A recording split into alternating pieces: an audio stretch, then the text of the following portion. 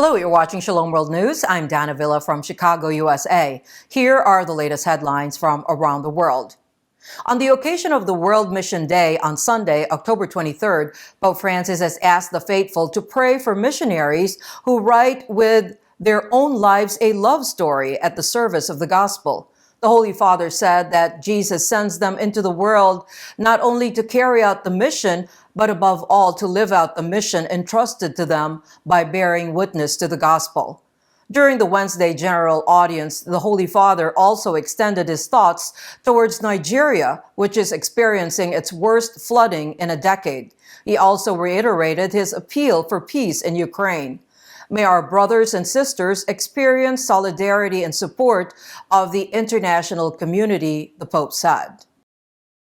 The lead bishop of life issues of the Episcopate of England and Wales has expressed disappointment after MPs voted in favor of an amendment to a bill that creates buffer zones around abortion clinics.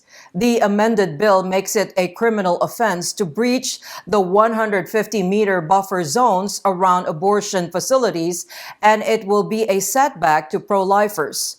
On Tuesday, October 18, the government's public order bill was backed by MPs by 297 votes to 110.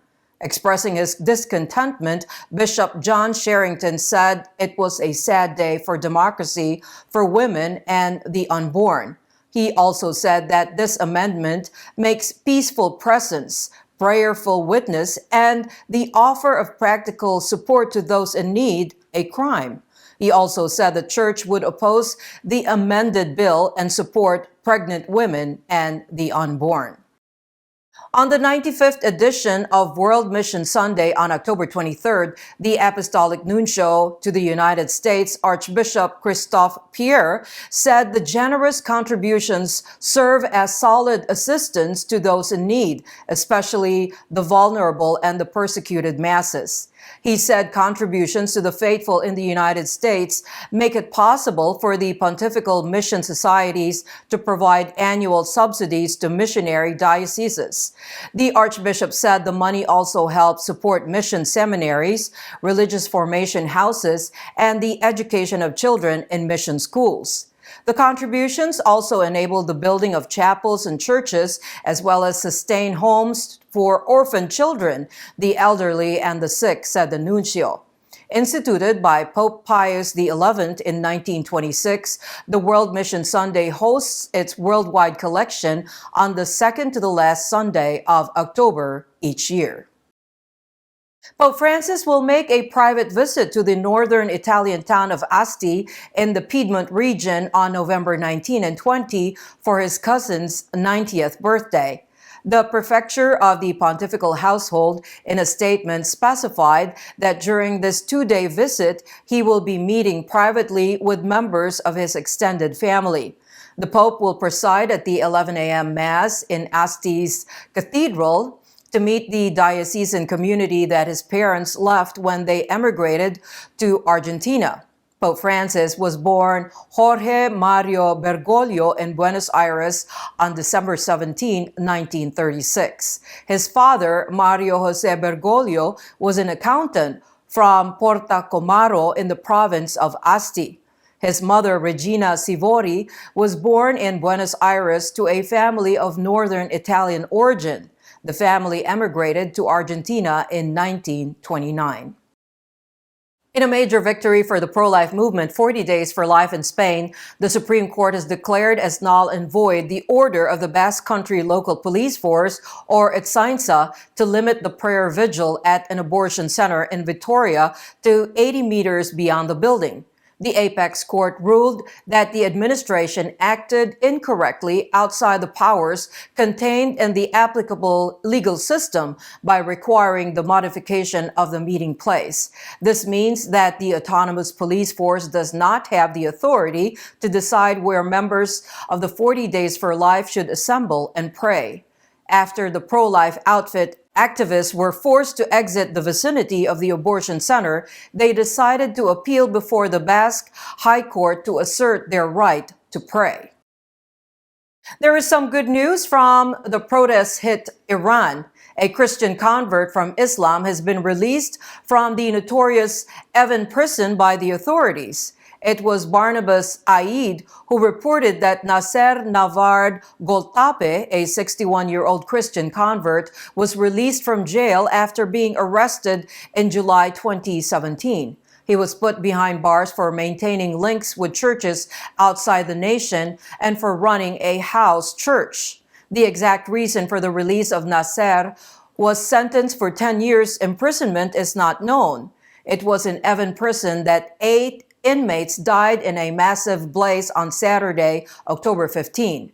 Many political prisoners, journalists, and rights activists are lodged in this detention center. The blaze was in protest on the crackdown on women and girls regarding the draconian laws. A video has emerged on social media where the recently abducted Catholics in Cameroon could be seen requesting the Bishop of Namfe Diocese to help secure their release.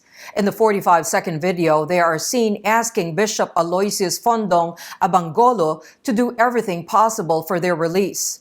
Unknown gunman kidnapped 5 priests, 1 nun, and 3 others from St. Mary Catholic Church in Inchang, Mamfe Diocese on September 16. The abductors also burned the church to the ground. According to reports, the kidnappers had demanded ransom for the release of the hostages. Many areas of Cameroon have been witnessing clashes between separatists and the government forces for years. Thousands of people have lost their lives in the clashes and millions have been displaced.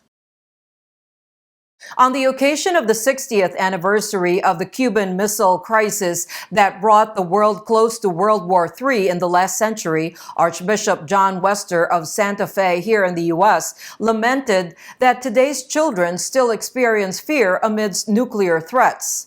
Last month, Russian President Vladimir Putin warned that he would use nuclear weapons to defend Russian territory.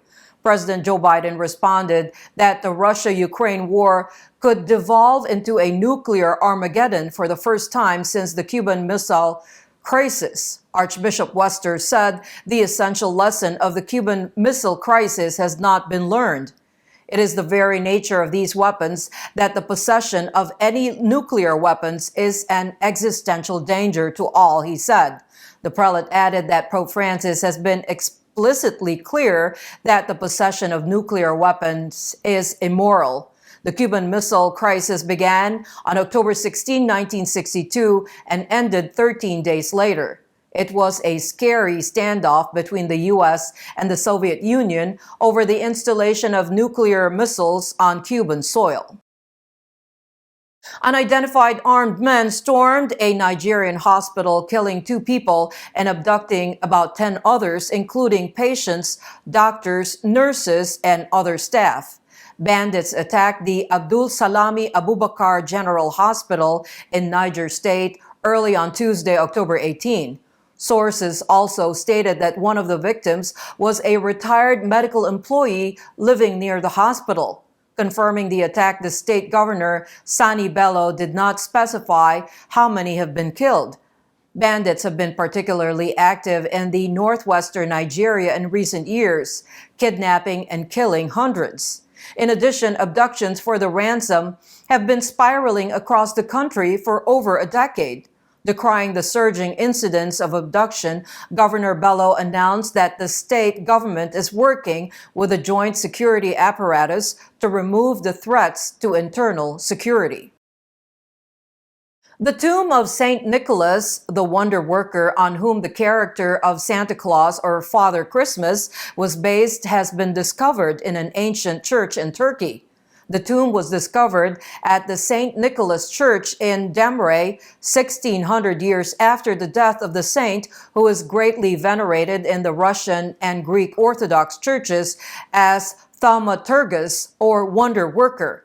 According to archaeologists, the ancient church in Anatolia region was submerged underwater due to rising sea levels, and it was replaced by another church centuries ago. Researchers who carried an electronic scan beneath St. Nicholas Church found cracks between the floor and the ground in 2017. They were the first to report a church's presence beneath this and hinted at the possibility of finding the original tomb of the saint. Since then, they have been carefully removing the flooring of the UNESCO World Heritage Byzantine Church so as not to cause any damage. Meanwhile, the latest discovery lends credence to the assertion that the saint lived and died in Turkey. Saint Nicholas was a Christian bishop of Greek descent who lived in what is now known as Turkey between 270 and 343 AD. Sparking another wave of protests across Iran, a 16-year-old girl beaten up by security forces succumbed to her wounds. According to the Coordinating Council of Iranian Teachers Trade Association, Asra Panahi was beaten to death when security forces raided the Shahed Girls High School in the northwestern city of Ardabil on October 13. They ordered a group of students, including Panahi, to perform a song that praised Iran's supreme leader, Ayatollah Ali Khamenei.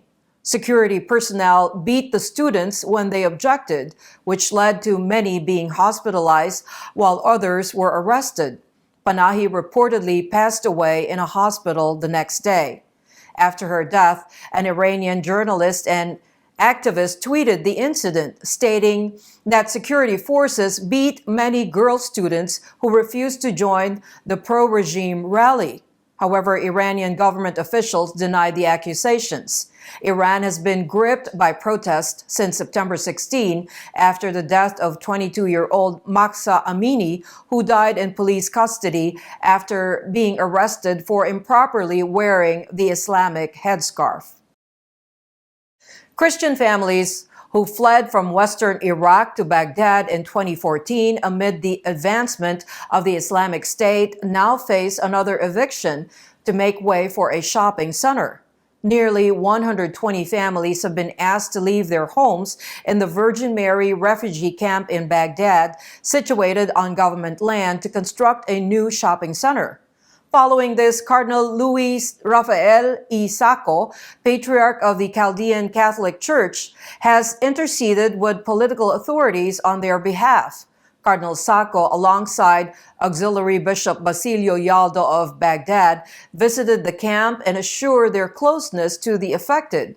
Following his visit, Cardinal Sacco made a statement pleading with government officials to extend the deadline for the eviction.